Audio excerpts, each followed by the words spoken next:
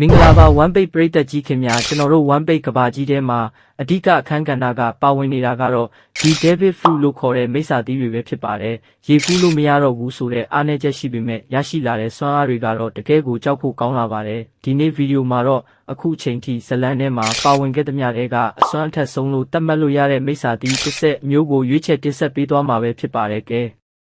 ဘယ်အသီးတွေဖြစ်မလဲဆိုတာအတူတူကြည့်လိုက်ရအောင်ဗျာနံပါတ်10နီကျူနိုမီပေါပေါဖရူနံပါတ်10ကတော့ကူမစားထားတဲ့ပေါပေါဖရူပဲဖြစ်ပါတယ်လက်ဖွားလေးတွေနဲ့အရာအလုံးကိုတွန်းထုတ်နိုင်တဲ့စွမ်းအားပါရန်သူတိုက်ခိုက်မှုကိုပြန်တွန်းထုတ်တာတွေမကပဲလူတစ်ယောက်ရဲ့ခန္ဓာကိုယ်ထဲကနာကျင်မှုတွေပင်ပန်းနွမ်းနယ်မှုတွေကိုပါဆွဲထုတ်ပြနိုင်တာကတကယ်ကိုအံ့ဩဖို့ကောင်းပါတယ်နံပါတ်9ပီကာနိုမီဂလင်ဖရူနံပါတ်9ကတော့ရေတက်ပိုချုပ်ကီဇာရုရဲ့အလင်းအသီးပါခန္ဓာကိုယ်ကိုအလင်းအဖြစ်ပြောင်းလဲနိုင်တဲ့အတွက်အလင်းနှုံးနဲ့သွားနိုင်တယ်လို့ဖြတ်အားပြင်းတဲ့လေဆာတိုက်ခိုက်မှုတွေကိုလည်းလုပ်နိုင်ပါတယ်အမြန်နှုံးဆိုတာခွန်အားပဲလို့ကီဇာရုပြောခဲ့တာမှတ်မိကြအောင်မယ်ထင်ပါတယ်ခင်ဗျာနံပါတ်10ဂိုရိုနိုမီရမ်ဘယ်ဖရူနံပါတ်10ကတော့အီနယ်စားထားတဲ့လျှက်စီးသီးပါလိုကီယာမျိုးစားထဲမှာအစွမ်းထက်ဆုံးလို့တောင်တချို့ကသတ်မှတ်ကြပါတယ်ဘိုးအားတန်းနဲ့ချီတဲ့လျှက်စီးတွေထုတ်နိုင်တယ်လို့နှလုံးရက်သွားရင်တော့ကိုယ့်ဘာသာလျှက်စစ်နဲ့ပြန်နှိုးနိုင်တဲ့အထိကြောက်စရာကောင်းတဲ့အစွမ်းပါနံပါတ်9မာကူနိုမီမက်ကမာဖရူနံပါတ်9ကတော့ဖလီအက်တမီရဲ့အာကိုင်းနုရဲ့မီးတောင်ချော်ရီအသီးပါတိုက်စစ်ပိုင်းမှာတော့ဒီအသီးကအမြင့်ဆုံးလို့ပြောလို့ရပါတယ်Ace ရဲ့မီးအသီးထက်တောင်အဆင့်မြင့်ပြီးအရာအလုံးကိုလောင်ကျွမ်းအရေးပျော်စေနိုင်တဲ့ဖြတ်အားပြင်းအသီးတစ်ခုပါပဲ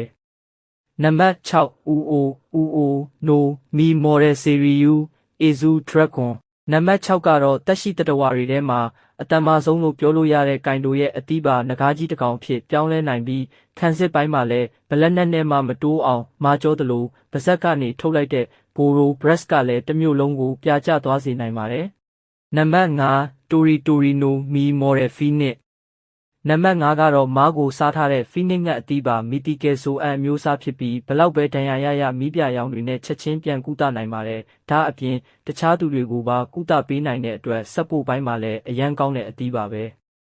နံပါတ်4အိုဘီနိုမီအော့ဖရူနံပါတ်4ကတော့လောရဲ့အသီးပါအာတီမိတ်ဒေးဗစ်ဖရူလို့တောင်နာမည်ကြီးပါတယ်ရွမ်းတစ်ခုဖန်တီးပြီးအဲ့ဒီထဲမှာရှိတဲ့အရာအလုံးကိုစိတ်ကြိုက်လှီးဖြတ်ပြောင်းလဲပြစ်နိုင်ပါတယ်အရေးကြီးဆုံးကတော့ဒီအသီးရဲ့အဝေခံနှင်းအစွမ်းကလူတစ်ယောက်ကိုထာဝရအသက်အီတာနယ်ယူပေးနိုင်တာပဲဖြစ်ပါတယ်နံပါတ်3ယာမီနိုမီဒက်ဖရူ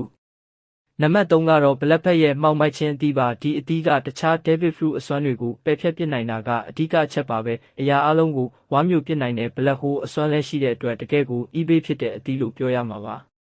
နံပါတ်2ဂူရာနိုမီထရမာဖရူနံပါတ်2ကတော့ကဘာကြီးကိုဖျက်ဆီးနိုင်စွမ်းရှိတယ်လို့ပြောကြတဲ့ငလျင်အသီးပါ white pet စီကနေဘလက်ဖက်လက်ထဲရောက်သွားတဲ့ဒီအသီးကလေထုကိုရိုက်ခွဲပြီးငလျင်တွေဆူနာမီတွေကိုစိတ်ကြိုက်ဖန်တီးနိုင်ပါတယ်ဖြတ်အားဒီစတရက်တပါဝါပိုင်းမှာတော့သူ့ကိုရှင်နိုင်တဲ့သူမရှိသလောက်ပါပဲနံပါတ်1ဟီတိုနိုမီမော်ရယ်နီကာဟျူမန်ဖရူကဲအခုနံပါတ်1နေရာမှာရှိနေတာကတော့ကျွန်တော်တို့ရဲ့ main character လူဖီစားထားတဲ့နီကာအသီးပဲဖြစ်ပါတယ်အစကဂိုမူနိုမီလို့ပဲတည်ထားကြပေမဲ့တကယ်တော့ဒါကစန်းကော့နီကာရဲ့စွမ်းအားပါကိုယ့်ရဲ့စိတ်ကူးရှိသမျှကိုလက်တွေ့ဖြစ်ပြောင်းလဲနိုင်ပြီးရေမောပျော်ရွှင်စွာနဲ့တိုက်ခိုက်နိုင်တဲ့ကဘာပေါ်မှာအယူသွတ်ဆုံးအစွမ်းလို့တောင်တင်စားကြပါတယ်အပိတ်ဒါကတော့ကျွန်တော်ရွေးချယ်ထားတဲ့ one page ထဲကအစွမ်းအထက်ဆုံးမိစ္ဆာသီးတစ်ဆက်မျိုးပဲဖြစ်ပါတယ်ပရိသတ်ကြီးလို့စိတ်ထဲမှာရောဘယ်အသီးကအစွမ်းအထက်ဆုံးလို့ထင်တယ်လဲကွန်မန့်မှာရေးပေးသွားခဲ့ပါဦးဒီဗီဒီယိုလေးကိုသဘောကျရင် like နဲ့ subscribe လုပ်ဖို့လဲမမေ့နဲ့အောင်တော့နောက်ထပ်ဗီဒီယိုတွေမှာပြန်တွေ့ကြပါမယ်အားလုံးပဲတာယာတဲ့နေ့လေးဖြစ်ပါစေဗျာ